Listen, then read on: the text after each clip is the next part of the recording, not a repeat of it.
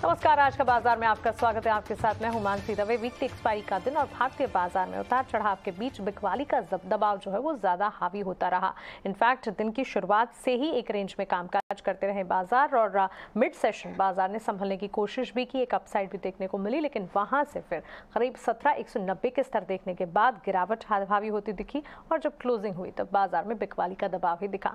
Sector specific FMCG sector में हमने मजबूती देखी और डिफेंसिव के तौर पर फार्मा, लेकिन उसके अलावा पॉकेट वाइज भी बिकवाली सेक्टर स्पेसिफिक भी हर तरफ देखने को मिली। कुछ चुनिंदा स्टॉक्स जहां पर एक्शन था वो खबरों के दम पर एक्शन दिखा रहे थे। आइए मार्केट की क्लोजिंग कैसे रही विस्तार से समझते हैं डिम्पी कालरा से। डिम्पी बताएं।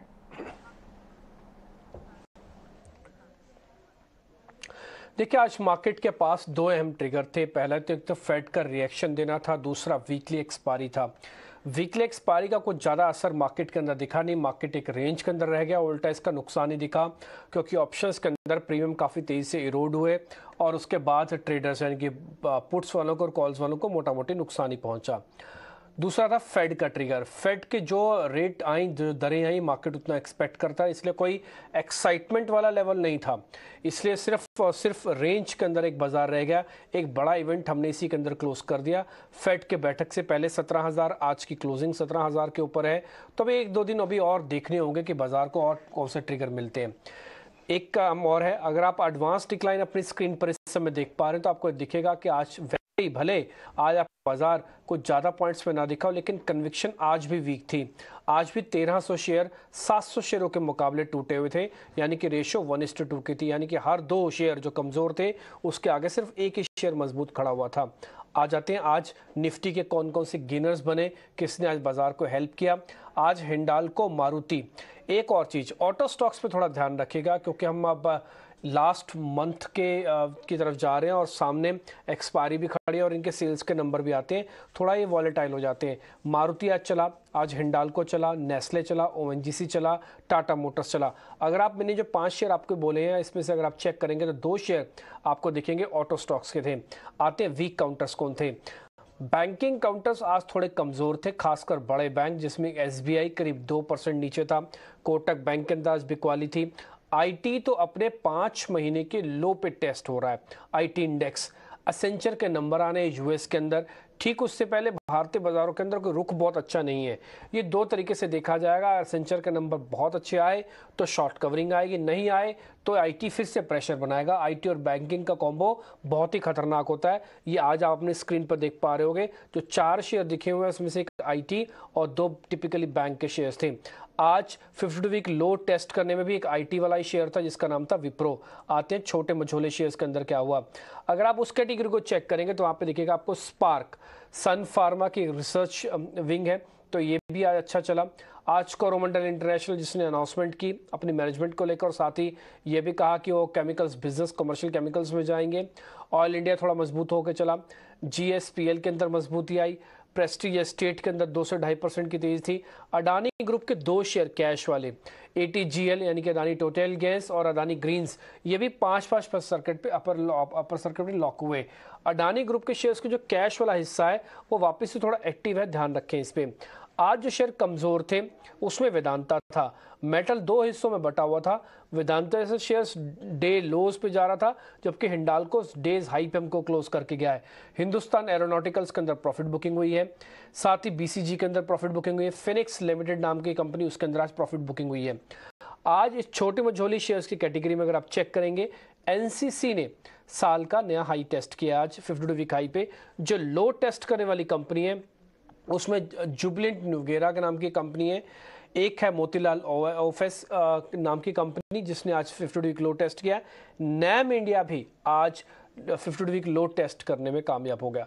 कुल मिला के अब मार्केट के पास कल का दिन जो कि इस वीक का आखिरी दिन है, एसेंचर के नंबर, ग्लोबल मार्केट्स का पोजीशनिंग और 17,000 से 17,200 का निफ्टी का वे, साथ ही 92% शॉर्ट पोजीशंस एफआईज के होना, ये सब चीज़ों को हम कैरी करके जा रहे हैं। 1 से 2 दिन लगेंगे शायद बाजार को ठीक होने में।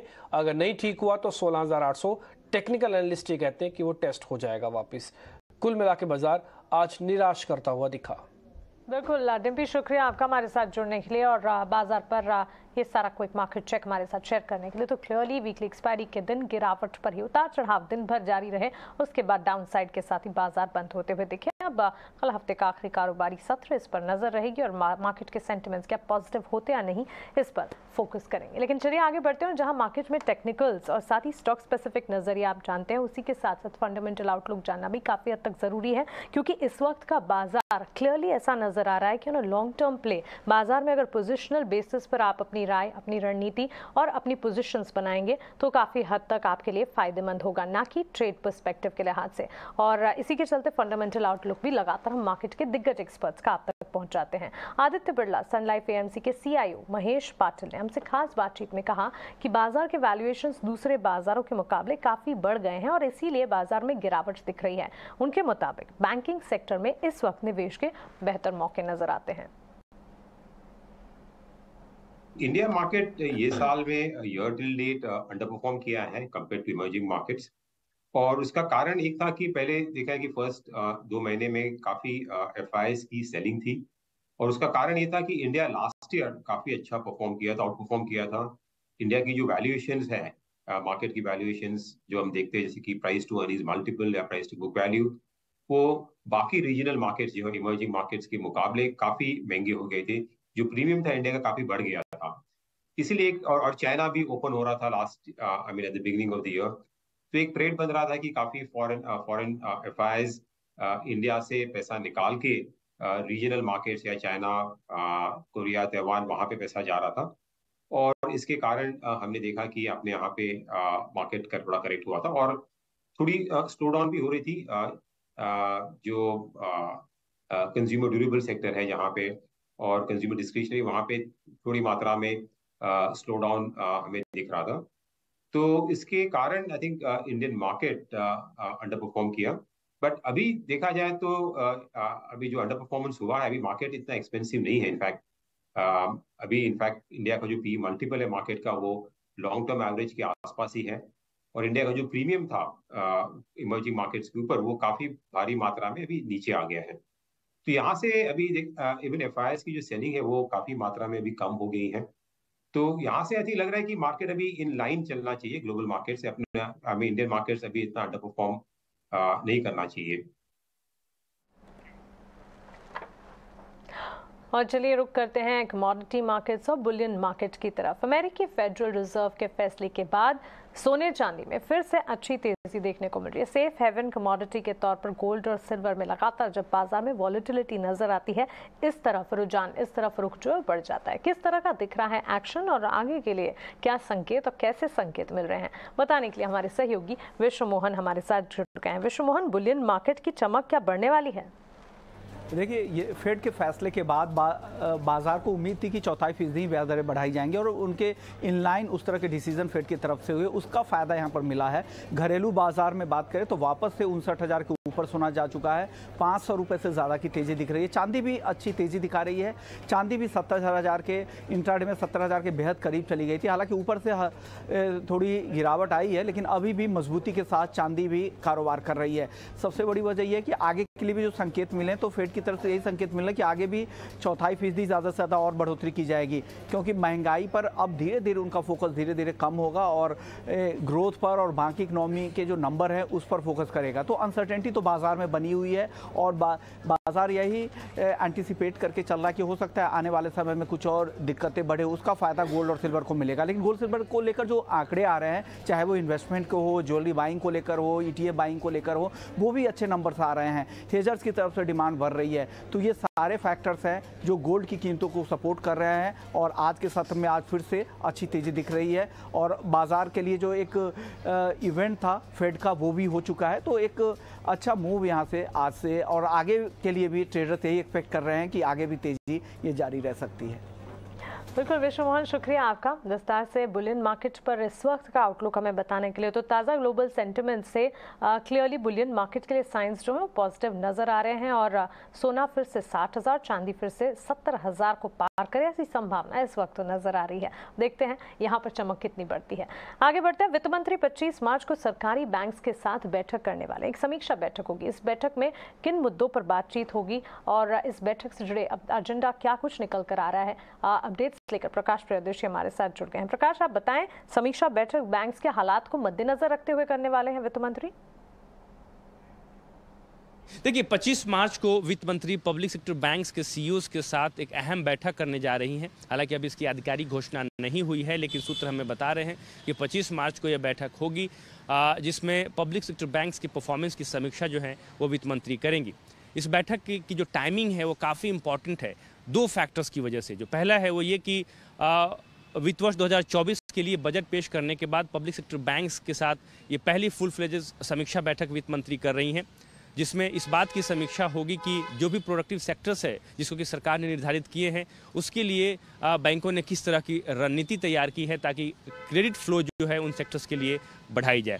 इसके अलावा बैंकिंग सेक्टर में जो मौजूदा उथल पुथल की स्थिति बनी हुई है वैश्विक कारणों की वजह से, वैसे दौर में ये बैठक की जा रही है और जो इंडियन बैंक्स हैं उनकी क्या तैयारियां हैं उसकी भी समीक्षा जो है वित्त मंत्री कर सकती हैं। इसके अलावा जो गवर्नमेंट्स के फ्लैगशिप स्कीम्स हैं, चाहे केसीसी हो, स्टैंड अप इंडिया हो, मुद्रा योजना हो, उसमें बैंकों ने किस तरह के परफॉर्मेंस दिखाए हैं उसकी भी समीक्षा होगी। और इसके अलावा अगले वित्त वर्ष के लिए, यानी कि वित्त वर्ष 2024 के लिए क्रेडिट ग्रोथ से संबंधित, फंड रेजिंग से संबंधित बैंकों की क्या योजना है, उन्होंने किस तरह की रणनीति तैयार की है, इसकी भी समीक्षा वित्त मंत्री कर सकती हैं। इसके अलावा कोविड के समय जो सेक्टर्स प्रभावित हुए हैं उनके लिए जो emergency credit and guarantee scheme की घोषणा सरकार ने की है, उस मद में किस तरह के प्रोग्रेस हुए हैं उसकी भी समीक्षा वित्त मंत्री कर सकती हैं। तो कई कारणों की वजह से ये जो बैठक है काफ़ी अहम साबित हो सकती है। बिल्कुल प्रकाश, शुक्रिया आपका हमारे साथ जुड़ने के लिए और ये जानकारी हमें देने के लिए। मोतीलाल ओसवाल की रिपोर्ट के बाद आज क्राफ्ट्समैन ऑटोमेशन इस शेयर में बढ़िया मजबूती देखने को मिली। मोतीलाल ओसवाल ने अपनी इस रिपोर्ट में क्या कहा और इस रिपोर्ट के बाद मजबूती के पीछे के ट्रिगर्स क्या रहे, आइए वामाक्षी से समझते हैं। वामाक्षी, आप बताएं, क्राफ्ट्समैन ऑटोमेशन में मजबूती के पीछे के ग्रोथ ट्रिगर्स या सबसे बड़ी वजह क्या रही? जी बिल्कुल, क्राफ्ट्समैन ऑटोमेशन फोकस में है। हमने हाल ही में देखा था कि कंपनी ने करीब 76% स्टेक एक्वायर किया है DR action India private limited में और उन्होंने कैश पे की है ये ट्रांजैक्शन के लिए करीब 375 करोड़। मोतीलाल ओसवाल ने इसी पे ये एक्विजिशन पे एक नोट बनाई है, खरीदारी की राय दी है, टारगेट प्राइस दिया है 3,925 प्रति शेयर का। और उनका कहना है कि DR एक्सियन मैन्युफैक्चर करते हैं एल्यूमिनियम सिलेंडर हेड्स और ब्लॉक्स और ये मैन्युफैक्चर करते हैं वो PV OEMs के लिए। करंटली वो लोग M&M इंडिया को सप्लाई करते हैं जहाँ पर करीब 40% ऑफ द रेवेन्यू उनका यहाँ से आता है और हुंडई और किया के लिए ये सिंगल सोर्स सप्लायर भी है। मर्जर के चलते दोनों ही पार्टीज़ यानी कि क्राफ्ट्समैन ऑटोमेशन और DR एक्सियन को मजबूत कस्टमर बेस बन सकता है और उनकी जो प्रोसेस कैपेबिलिटी की सिनर्जीज है वो भी कंपनी डिराइव कर पाएगी। DR एक्सियन के साथ जो वो एक्विजिशन होगा उसी के चलते क्राफ्ट्समैन को काफ़ी फ़ायदा हो सकता है। हम देख रहे हैं कि लिमिटेड ओवरलैप है टेक्नोलॉजी और कस्टमर बेस को लेकर, इसी के चलते क्राफ्ट्समैन का जो PV सेगमेंट में शेयर है वो भी बढ़ सकता है और OEMs उनके कस्टमर के रूप में आ सकते हैं जैसे कि हुंडई और किया। अब अगर हम DR एक्सियन की बात करें तो उनके पास नेट डेट है करीब 160 करोड़ का। जनवरी 2023 में हमने देखा था उनका नेट डेट ये लेवल पर है और कंपनी का जो एंटरप्राइज वैल्यू है वो 650 करोड़ है। तो अगर हम वैल्यूएशंस की बात करें तो वैल्यूएशंस काफ़ी रीजनेबल नज़र आ रहे हैं। इनफैक्ट जो ट्रांजैक्शन है वो EPS एक्रेटिव भी हो सकता है पहले ही साल में एक्विजिशन के बाद। तो इसी के चलते उन्होंने अपने FY24 और 25 के कंसोलिडेटेड EPS अनुमान को 14 और 11% से रिस्पेक्टिवली बढ़ाया है और इसी के चलते मोतीलाल ओसवाल की तरफ से हम देख रहे हैं क्राफ्ट्समैन ऑटोमेशन पर खरीदारी की राय आ रही है। लक्ष्य दिया है उन्होंने 3,925 प्रति शेयर का। बिल्कुल वामाक्षी, आपका शुक्रिया हमारे साथ जुड़ने के लिए और क्राफ्ट्समैन ऑटोमेशन की तेजी के पीछे की वजह हमारे साथ शेयर करने के लिए। चलिए, आज के बाजार को तो हम यहीं समेट रहे हैं, लेकिन 18 स्वदेश पर खबरों का सिलसिला लगातार जारी है। आप बने रहे। नमस्कार।